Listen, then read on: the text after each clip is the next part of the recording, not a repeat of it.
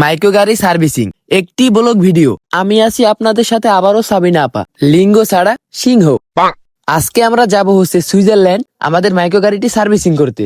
আমার সাথে আছে দুইটা আপু, একটা হচ্ছে আমার বান্ধবী আলিয়া আক্তার আলিফা, আর একটা হচ্ছে সিস্টার রিফাত। তো আমার বান্ধবী আলিয়া আক্তার আলিফা মাইক্রো গাড়ি রাইড করতেছে। আমাদের সুইজারল্যান্ড যাওয়ার ফ্লাইট হইতেছে রাত 3টা বাজে। আমরা তিনজনে রাত 12টা বাজে রওনা দিছি। দেখেন চারদিকটা কতটা অন্ধকার। তো আমরা তিনজনে প্লাস আমাদের মাইক্রো গাড়ি সহ আমরা বিমানে করে সুইজারল্যান্ড চলে যাব। তারপর আমাদের মাইক্রো গাড়িটি সার্ভিসিং করব। তো চলেন আমরা বেশি কথা বলে সরাসরি এয়ারপোর্টে চলে যাই। এয়ারপোর্টে যাওয়ার পথে একটি মহিলা ও সাথে একটি মুরগি, একটি সাইকেলে অনেকগুলো মহিলা, একটি রেস্টুরেন্টে অনেকগুলা মানুষ, দুইটা বাচ্চা পোলাপান, একটি ট্রাকের ভিতর দুইটা আপু গল্প করতেছে, একটি ঠেলা গাড়ি যেটাতে আমার বান্ধবী বসা, একটি বাচ্চা পানির মাঝখান দিয়ে দৌড়াচ্ছে।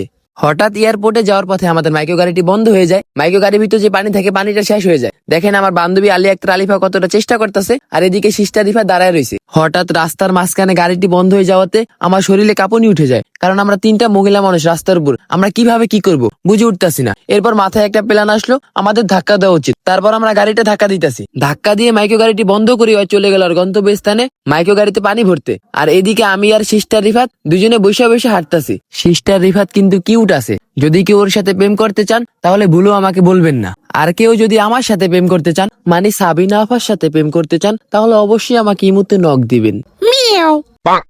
তো আমরা 365 দিন অপেক্ষা করে সর্বপ্রথম আমরা চলে আসছি পদ্মা সেতুতে। লাইক গাইস সিরিয়াসলি, তাও আবার আমাদের মাইক্রো গাড়ি নিয়ে আমরা চলে আসছি পদ্মা সেতুর উপরে। এরপর একটা আপু আমাদের মাইক্রো গাড়িটি থামিয়ে পদ্মা সেতু টোল যাইতেছে। আপুটাকে বললাম আমরা যে ভাইয়া আমাদের কাছে টাকা নেই, আমাদেরকে মাফ করে দেন। তারপর আপুটা আমাদেরকে ছেড়ে দিল আপুটাকে। তো ফাইনালি আমরা কোনো রকমের অপেক্ষা না করে চলে আসছি সুইজারল্যান্ডে। আর এয়ারপোর্টের ভিতরে ভিডিও করতে পারি নাই, সরি গাইস। এয়ারপোর্টে অনেকগুলো ছেলে ছিল, ওদের সাথে গল্প করতে করতে সময়টা চলে গেছিল, এই কারণে এয়ারপোর্টে ভিডিও করতে পারি নাই। তো আমরা সরাসরি সুইজারল্যান্ডে চলে আইছি। এই দেখেন আমাদের মাইক্রো গাড়ি। আর এই জায়গায় এসে আমরা একটা সুখের সংবাদ শুনতে পারলাম, যেটা হইতেছে আজকে নাকি তারা সার্ভিসটা করে দিতে পারবে না, কারণ তারা অনেকটা ফ্রি থাকার কারণে আজকে তারা নাকি সার্ভিসিংটা করতে পারবে না। এই কারণে আমাদের বাসায় চলে যাওয়া লাগবে। যেহেতু আমরা সুইজারল্যান্ডে আইছি, এখন তো তাড়াতাড়ি বাসায় যাওয়া যায় না, আমাদের একটু সুইজারল্যান্ডটা ভালোভাবে ঘুরে দেখতে হবে, তারপর আমরা বাসায় চলে যাব। দেন আমরা চলে আইছি সুইজারল্যান্ডের নাম করা একটা রেস্টুরেন্টে। এখানে এসে আমরা বিরিয়ানি অর্ডার করে বিরিয়ানি খাবো। এই দেখেন আমার বান্ধবী বিরিয়ানি খাইতেছে আর আমিও খাইতেছি। বিরিয়ানিটা অনেক ভালো ছিল। এরপর আমরা ঘুরতে চলে আইছি সুইজারল্যান্ডের বড় একটা পার্কে, যেটা কিনা সুইজারল্যান্ডের বাংলাদেশে অবস্থিত। 1901 সালে সুইজারল্যান্ডের বাংলাদেশে এই পার্কটির জন্মগ্রহণ হয়। এই পার্কে এসে আমরা তিনজন মিলে ঘুরতেছি।